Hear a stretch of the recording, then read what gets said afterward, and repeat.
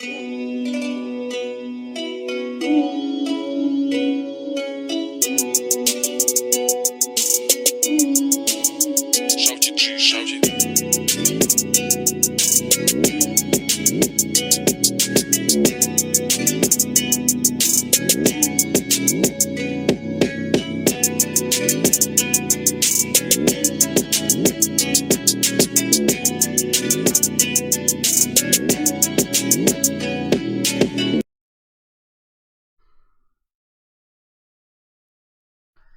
everybody, Sneaky Narcotic, back at it again with another YouTube video, and in today's video we're going to be going over some more Ikoria spoilers.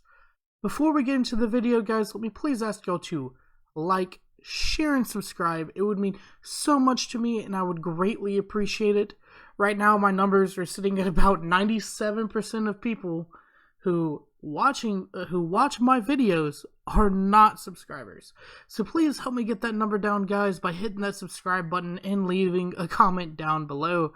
But without further ado, let's get into our first spoiler of the day, and may I say, she is beautiful. Narset of the Ancient Way. One generic, one blue, one red, one white, legendary planeswalker Narset, mythic rare. Her +1 ability is you gain 2 life, add blue, red, or white, spend this mana only to cast a non-creature spell. Her -2 ability, draw a card, then you may discard a card. When you discard a non-land card this way, Narset of the Ancient Way deals damage equal to the card's converted mana cost to target creature or planeswalker. Her -6 ability, you get an emblem with whenever you cast a non-creature spell, this emblem deals 2 damage to any target, and it starts off at 4 loyalty for 4 mana. Now, I want to mention something on the side before we really go into analyzing this card. There was a video put out today, I won't say by who, just in case, but it was a video that basically says Narset will have no lore for this set, and I just want to say, if that is true, please, Wizards. I mean, like, between me and you guys, this is my favorite planeswalker of all time. So I love Narset and wish that she would get some more background past her own plane and past her relationship with Sarkhan. But anyways, that aside, let's go into actually analyzing this card. So I like to bring this up every single time a planeswalker comes in. What makes a good planeswalker? And I thought I'd go piece by piece and see if Narset kind of fits the bill. So first off, does it protect itself? Well, she does. Her -2 ability, if you set it up correctly, will protect herself. So that by itself isn't the best ability. It's not, let's put a token that definitely can block some incoming damage. It's if you can set it up, it does protect itself.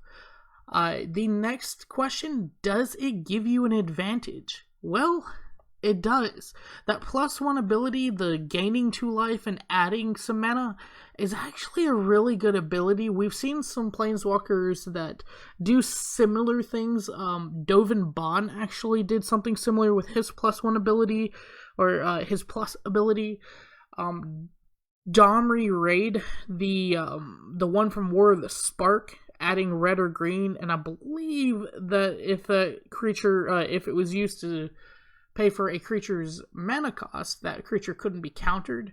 So we see that +1 ability is definitely good, and I would like to mention the -2 ability is literally to draw a card. You do not, with the may in the middle there, you may discard a card. You do not have to discard the card, so therefore it could just be a straight -2 draw a card. Now, you're not going to want to do that with a planeswalker, but if you have to, it's there. Well, the next question is, does the CMC make it unplayable? When I mention this, I would like to bring up Nicol Bolas, the Dragon God, I believe, which was, I want to say it was like a blue, 3 black, and a red. I want to say it was that because I believe it was 5 mana altogether. But with it having that triple black in it, it was a little hard to pull off on curve. Now with Narset of the Ancient Way and the temples and I believe the Shockland still being in standard, it's not hard to get Narset of the Ancient Ways off because there's so many dual lands. There's already people playing Jeskai, which is red, blue, and white. Jeskai colors in standard. Narset, in fact, fits the bill for the next question. Is there already a deck it can go in? And the answer is yes. Just recently, Wizards has put challenger decks out, and one of the challenger decks,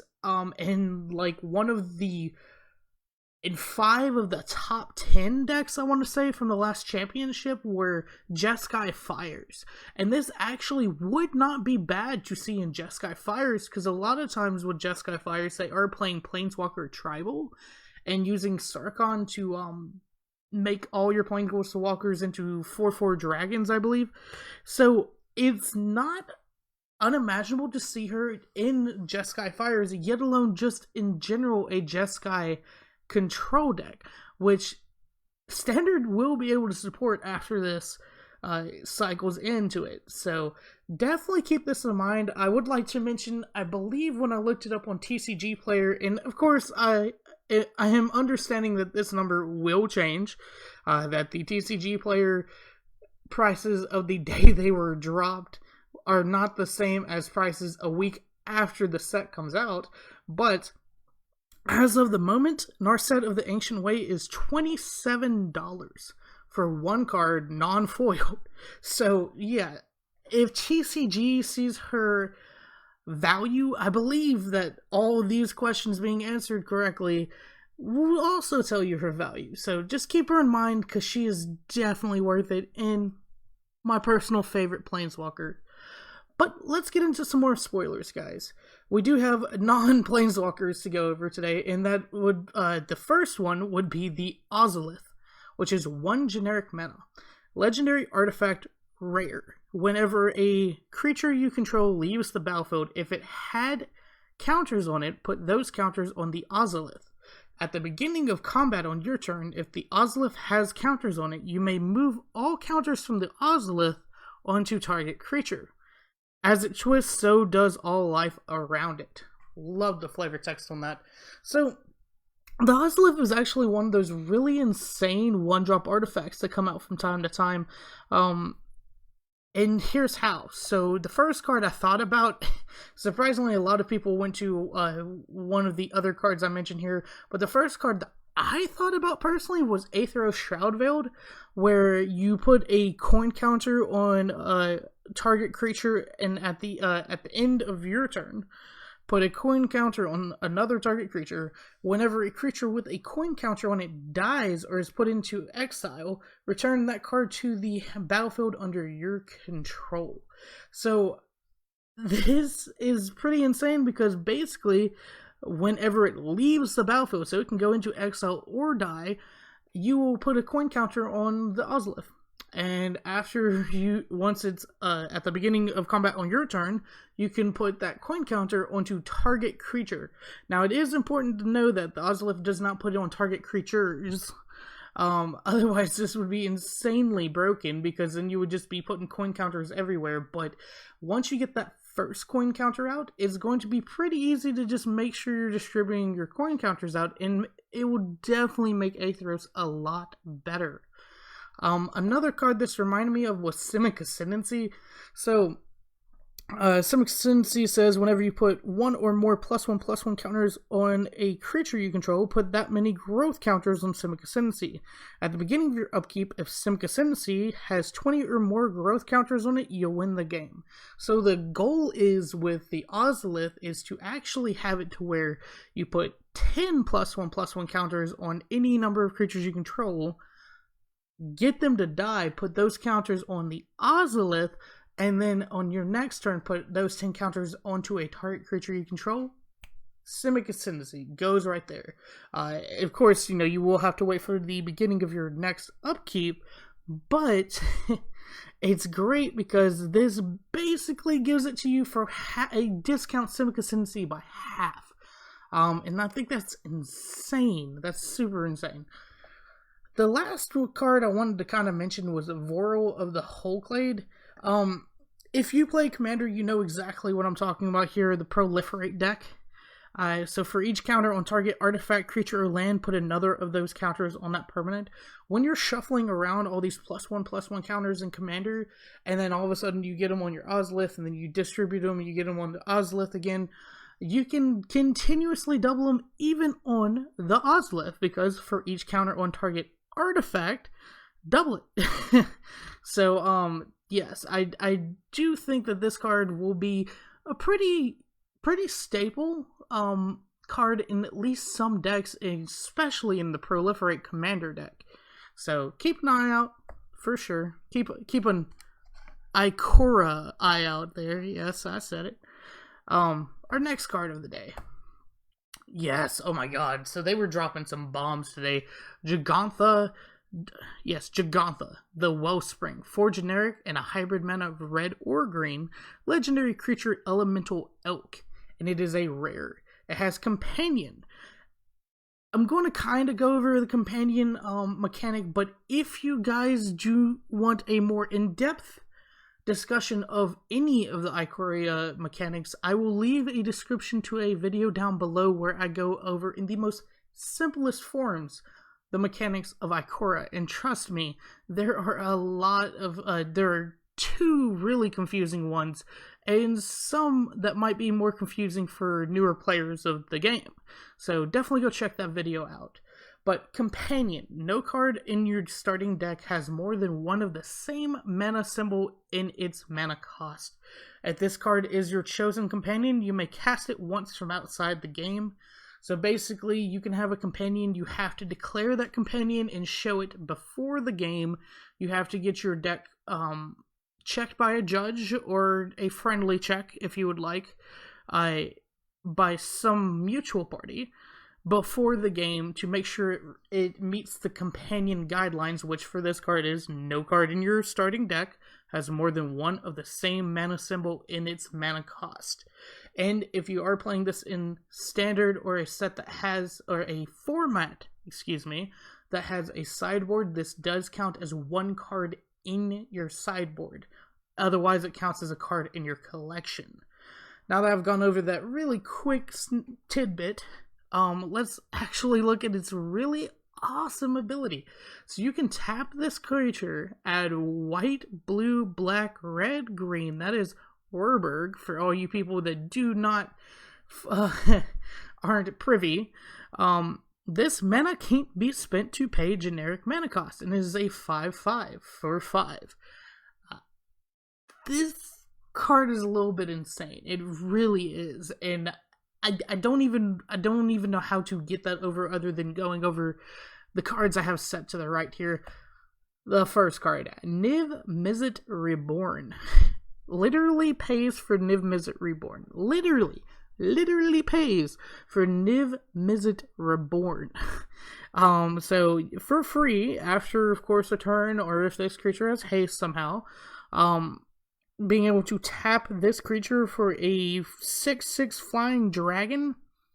Yeah, that's pretty good. And then of course the dragon will give you some card advantage itself. Let's see what else can be broken. Golos. Yes, that's right, Golos. So you can't pay any of that mana towards the actual cost of Golos, but you can pay that mana towards Golos' ability. And if you tap this creature, guess what? Golos' ability only costs 2 generic. So pretty good. What else do we got on the plate? Oh yes, Door to Nothingness. Some people may not actually remember this card. It's not really seen a lot in Commander, where I've seen it maybe once and no other format. Have I actually seen this card, because it's so hard to get off. It's literally double Warburg and tap it, sacrifice Door to Nothingness, target player loses life, loses the game, just straight up loses the game. So it is extremely hard to just send somebody out of the game, basically. But here's the card that ties it all together. A standard card that ties it all together, guys. Ikoria, Behemoth Beckoner. Untap target permanent. Yes, guys. Untap target permanent. For understanding sakes, that literally gets you your door to nothingness for free when you tap Jegantha twice using Ikoria. So you can make somebody lose the game just in this most simplistic way. And I love it. I honestly am thinking of trying to think of a way to...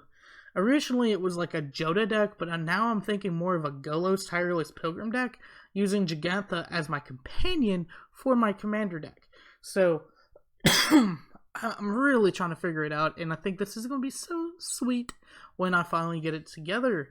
As far as the companion guidelines, I would like to mention, because this did confuse me and a buddy of mine today when we were going over the spoilers in live time.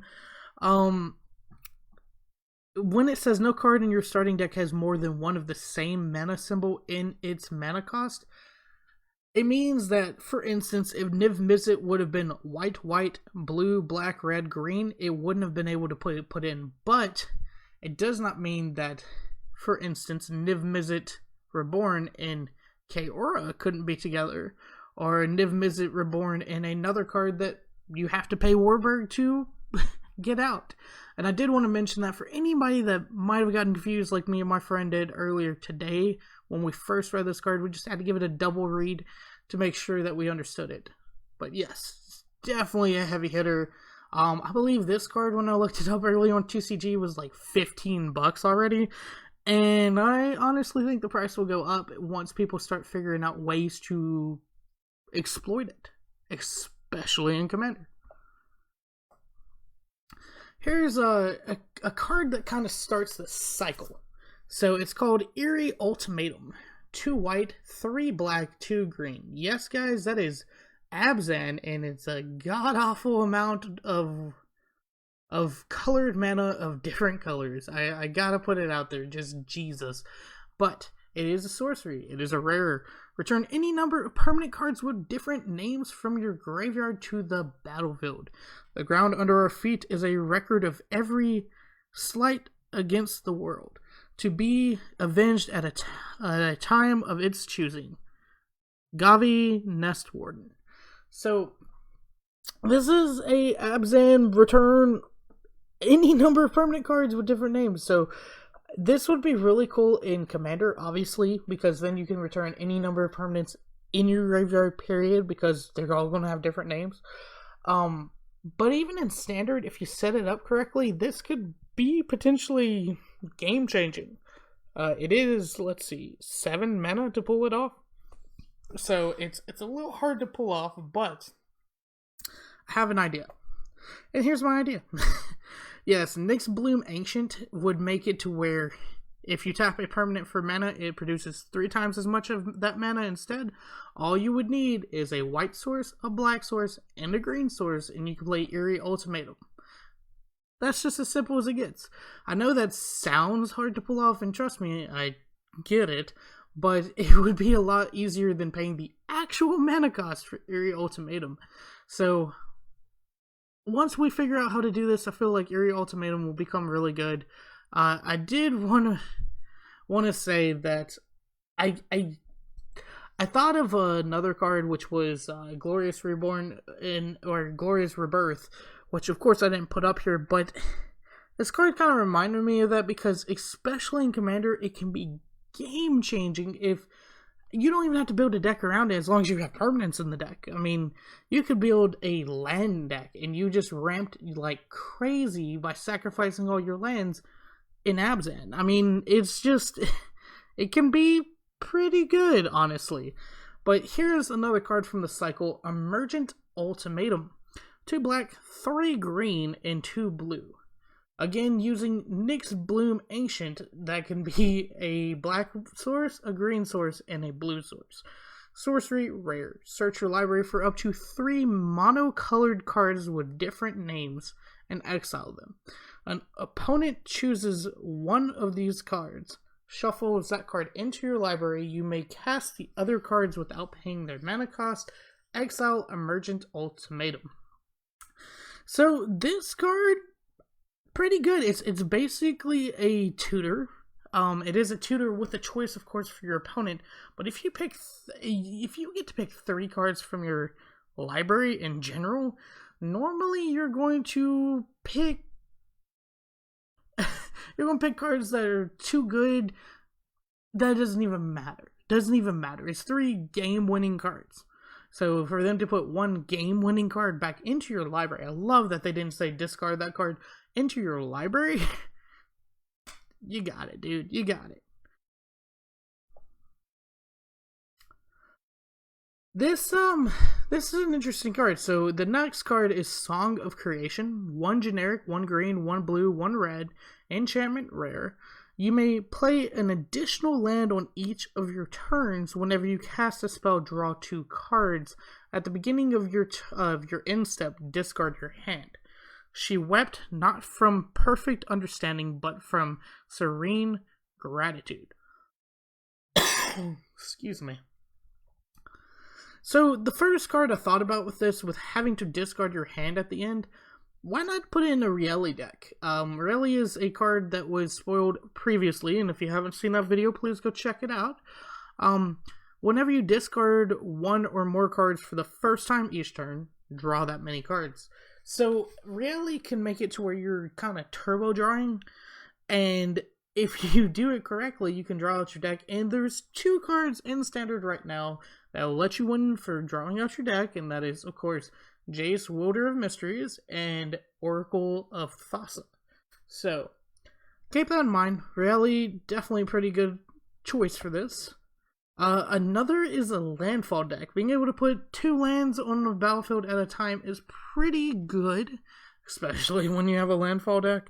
The last thing is, I think this card goes insanely well in an Omnath deck.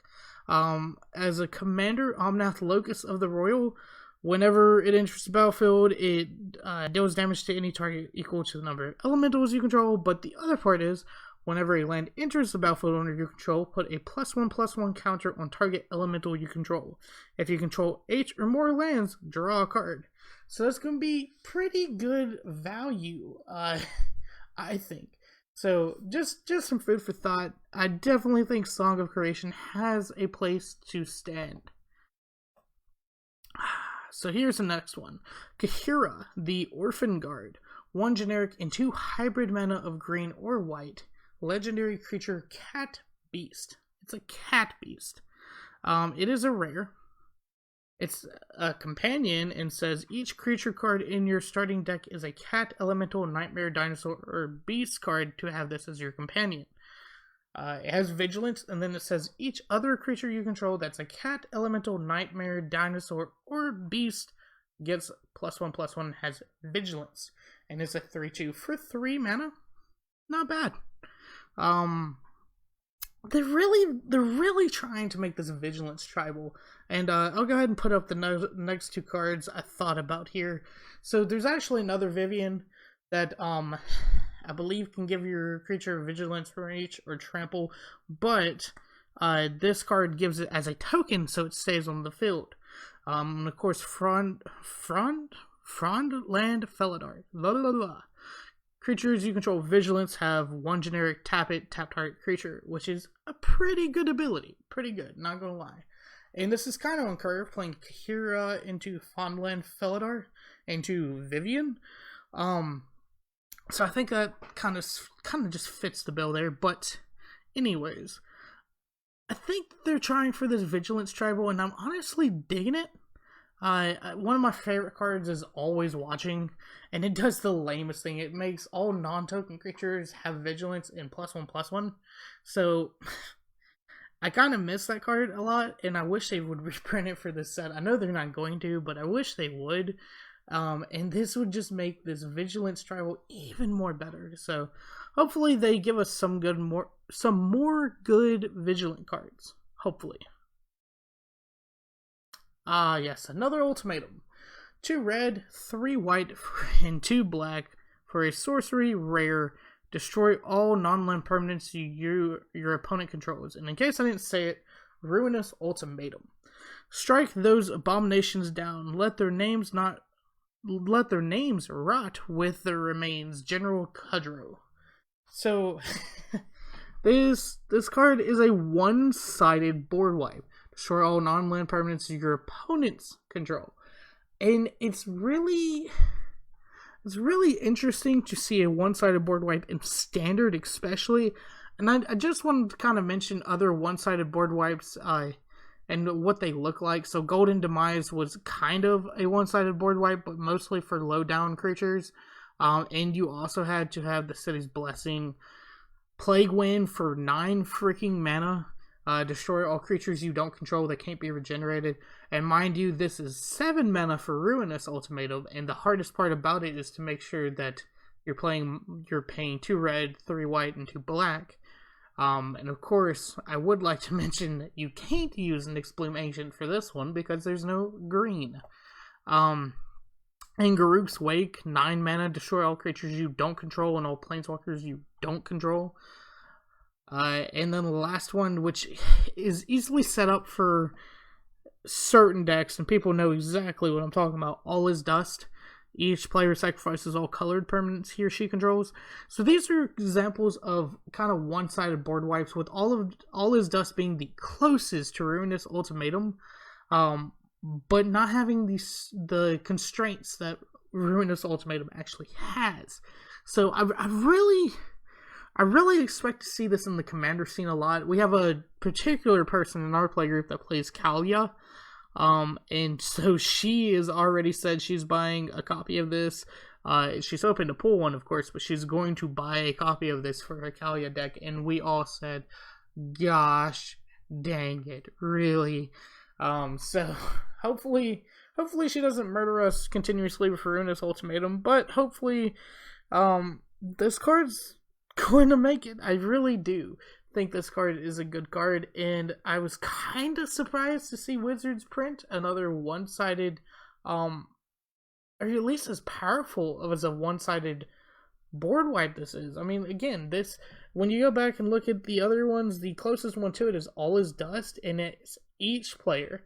So it's still not even a one-sided, but the other one-sided destroy all creatures and planeswalkers, one-sided destroy all creatures is 9 mana to pull off. So it's so weird to see this. So good though, so good. Zirda, the Dawnmaker. 1 generic and 2 hybrid mana of red or white. Legendary creature Elemental Fox rare. Companion. Each permanent card in your starting deck has an activated ability. What? If this card is basically an activated ability is a ability that you activate by paying something. Normally, of course, that would be mana. Excuse me. Abilities you activate that aren't mana abilities cost 2 less to activate. This effect can't reduce the mana and the cost to less than 1 mana. And it is, of course, 1 generic, and tap it. Target creature can't block this turn. And it's 3/3. With it saying cost to less than 1 mana, that's kind of harsh. But it makes sense because then, itself was 1 mana as far as generic and tapping it.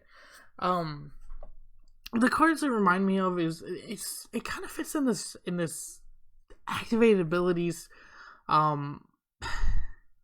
theme that I've been trying to build around myself. I just can't find enough creatures with activated abilities, but I'm still working on it. And another card that helps with this is Training Ground. Activated abilities of creatures you control activated abilities of creatures you control cost up to 2 generic less to activate. This effect can't reduce the amount of mana an ability costs to activate to less than 1 mana.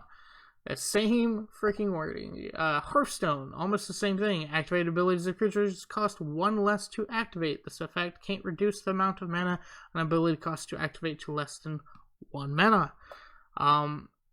And this is another card I was thinking about. So earlier we talked about Golos and being able to pay that Werber.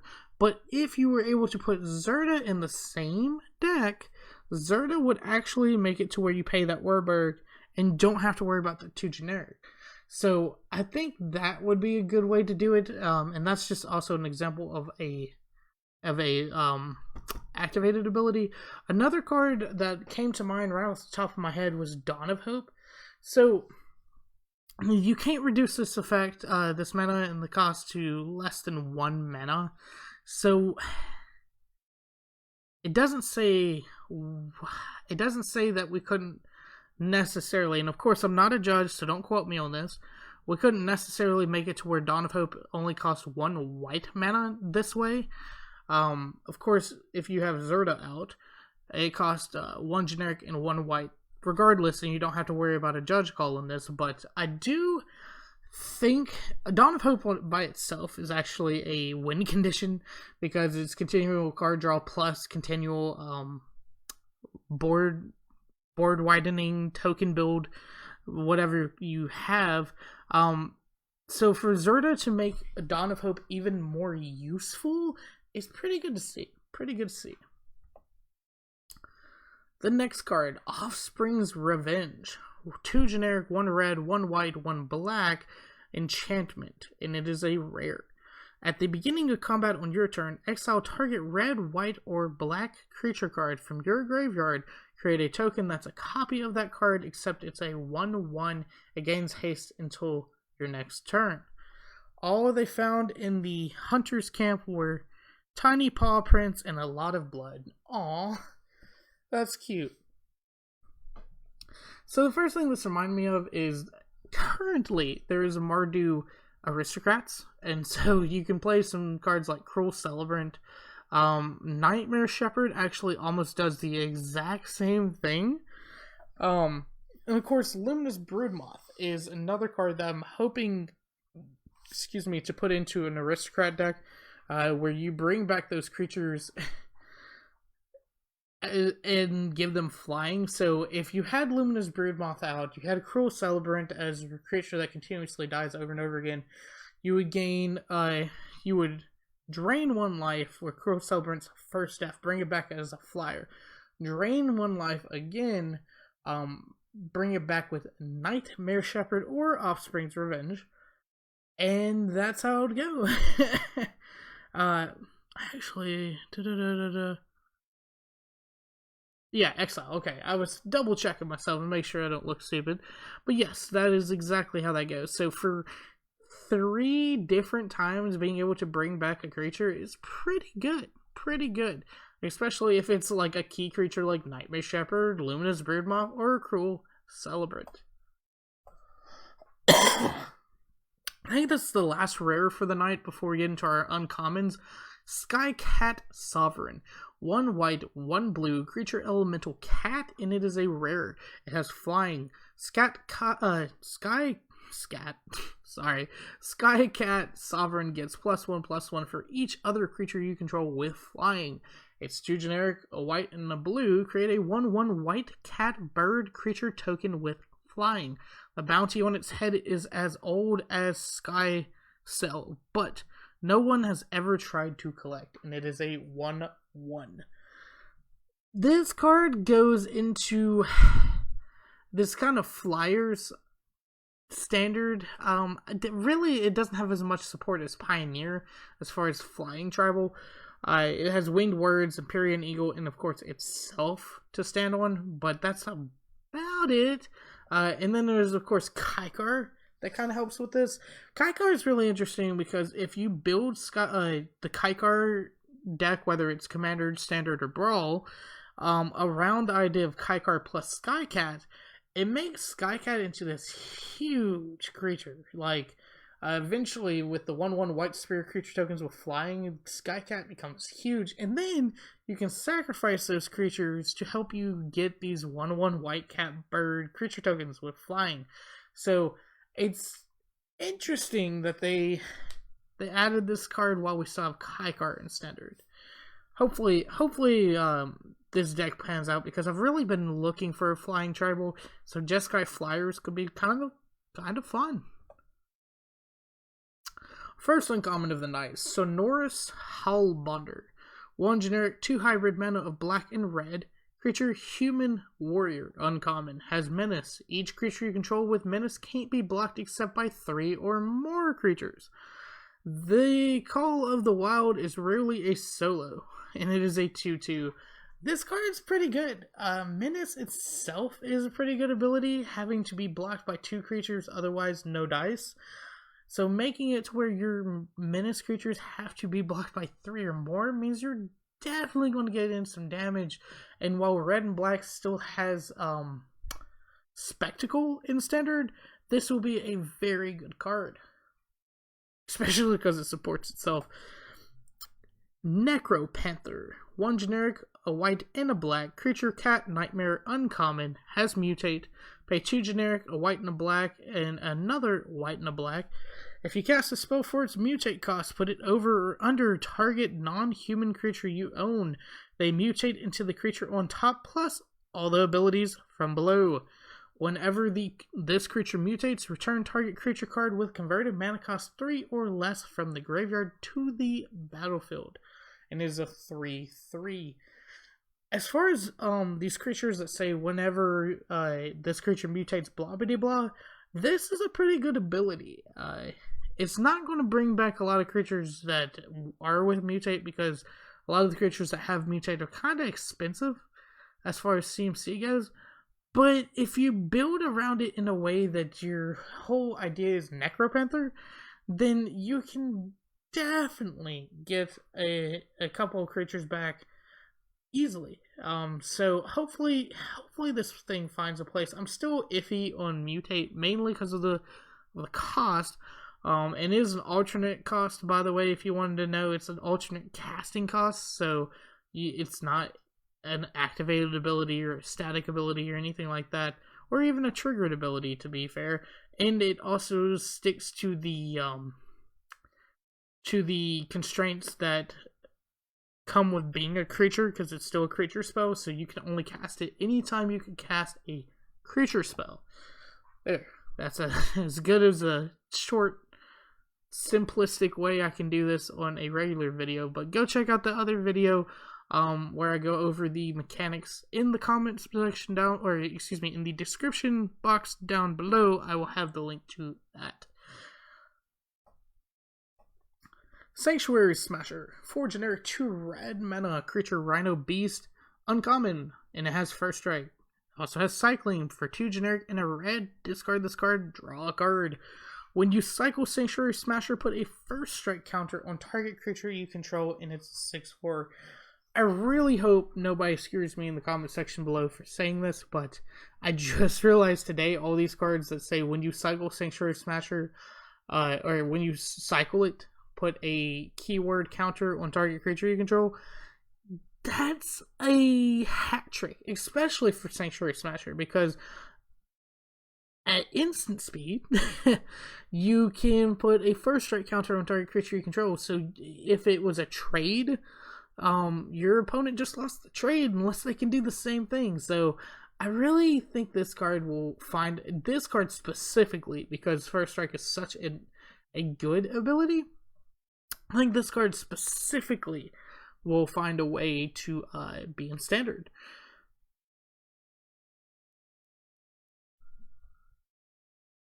Zenith Flare. Speaking of cycling, 2 generic, 1 red, 1 white, instant uncommon.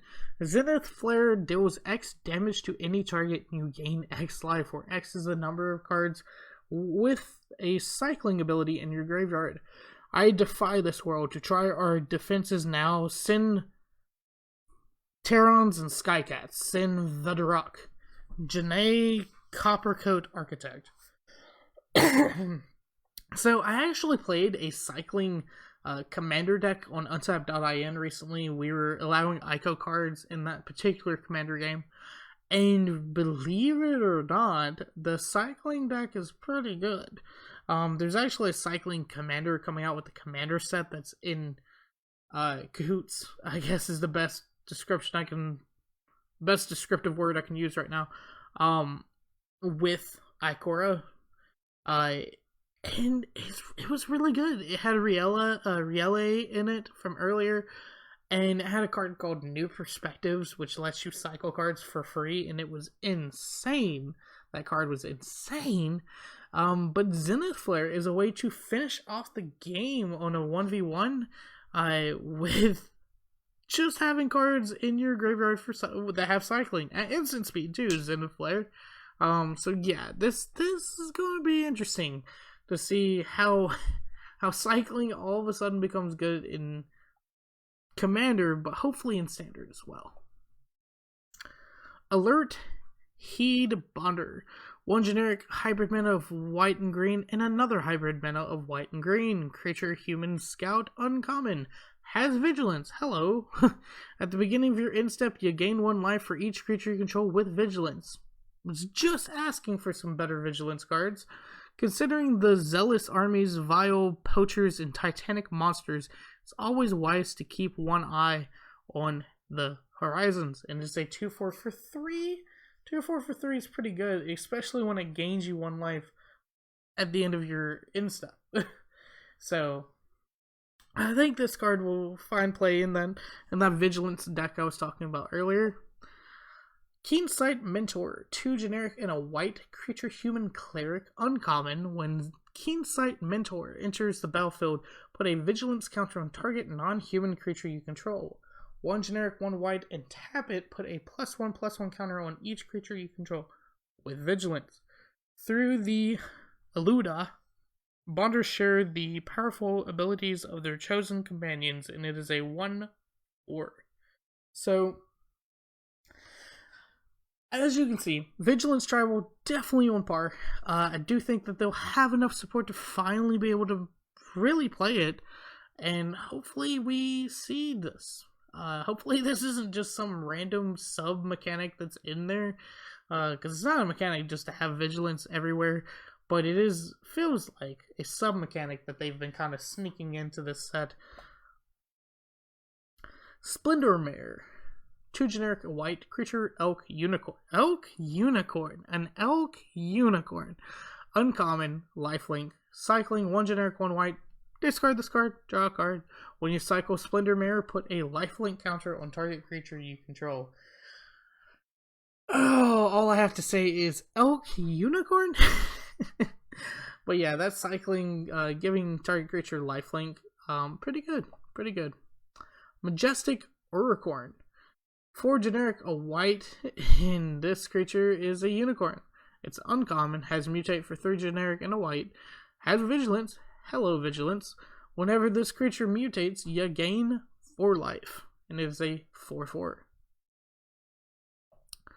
Fight as 1 white mana, instant uncommon. Choose 1 or both. Target human creature you control gets +1/+1 and gains indestructible until end of turn, and target non-human creature you control gets +1/+1 and gains indestructible until end of turn.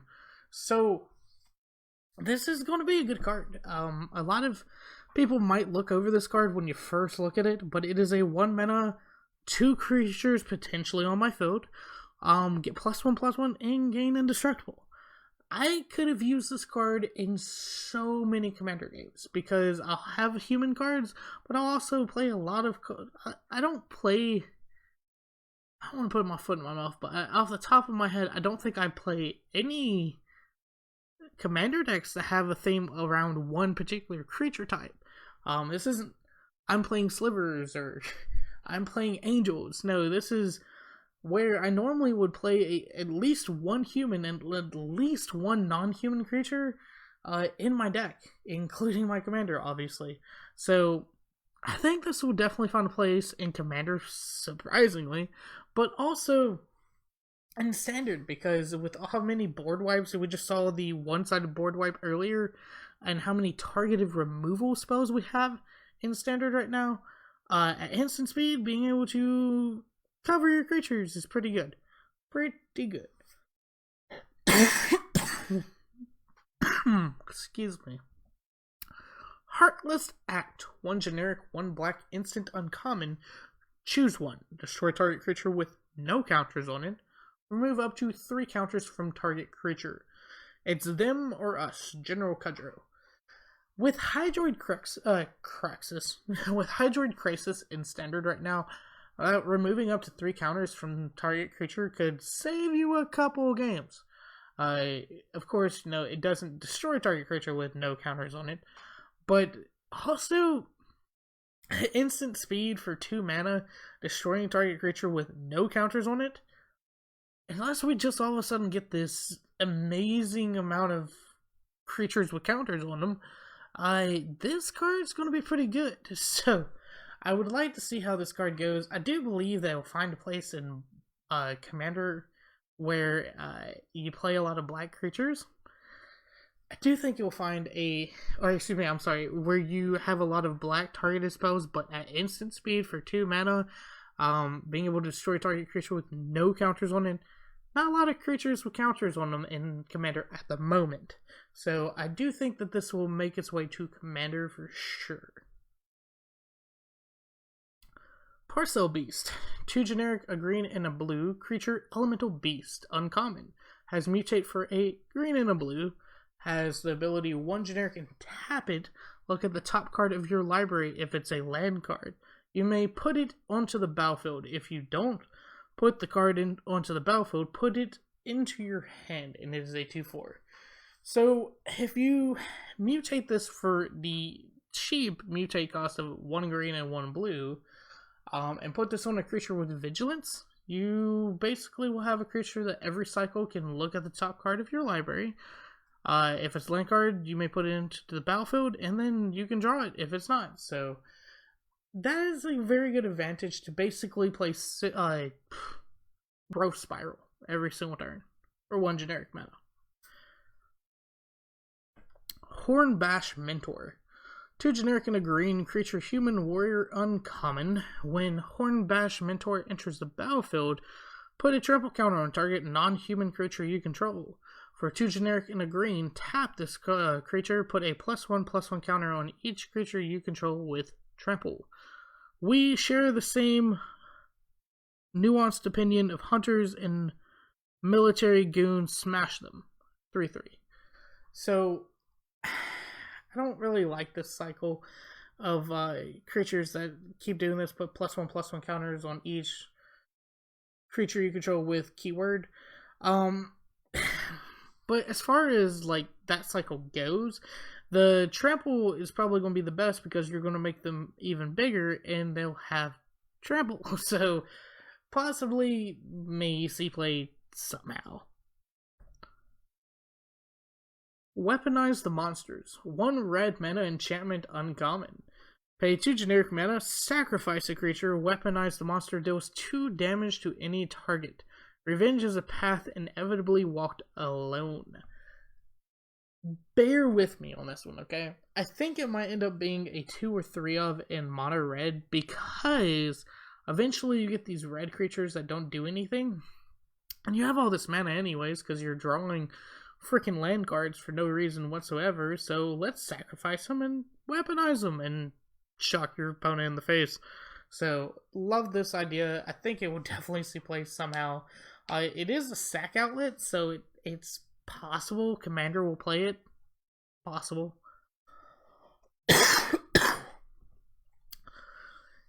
This is part of the Crystal cycle. Indatha Crystal. 3 generic, artifact uncommon. Tap it, add white, black, or green, and has cycling of 2 generic. Crystals nest in the roots of Indatha's helica trees as if being nurtured by their embrace.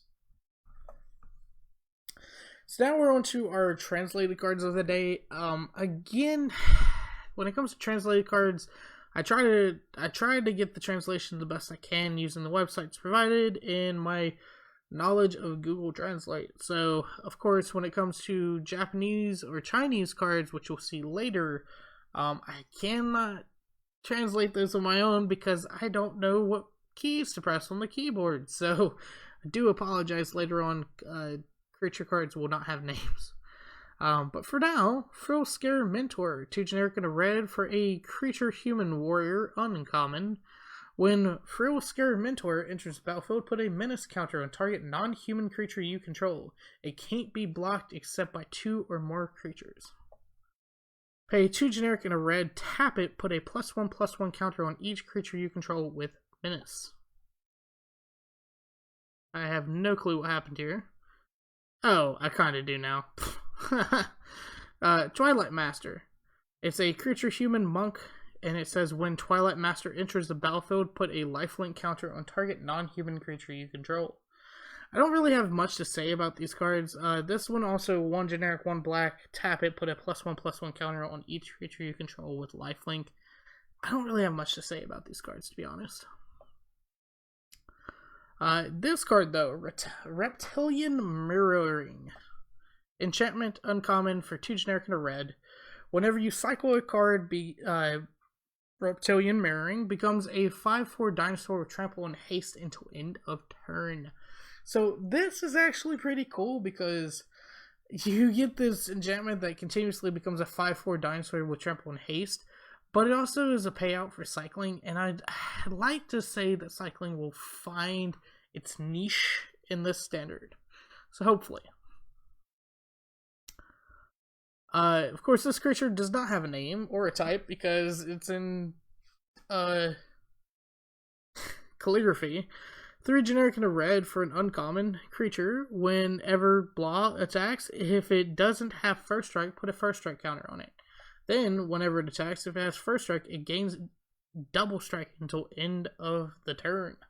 So, I like this card because it's a 3/3 that can potentially get double strike. But that kind of compounds on itself. Although, for 4 mana, you probably won't see this card played, let's be honest.